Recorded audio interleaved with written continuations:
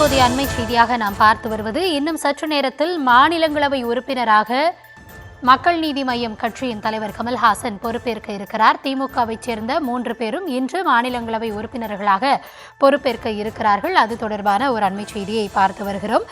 தமிழ்நாட்டிலிருந்து புதிதாக தேர்வு செய்யப்பட்டுள்ள உறுப்பினர்கள் மாநிலங்களவை எம்பிகளாக பதவியேற்க இருக்கிறார்கள்.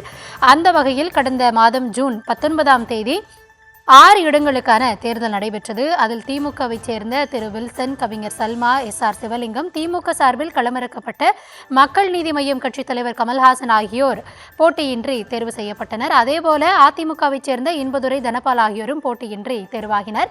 இந்த நிலையில் இன்னும் சற்று நேரத்தில் திமுகவைச் சேர்ந்த 3 பேரும் மக்கள் நீதி மய்யம் கட்சியின் தலைவர் கமல்ஹாசன் அவர்களும் மாநிலங்களவை உறுப்பினர்களாக பொறுப்பேற்க இருக்கிறார்கள்.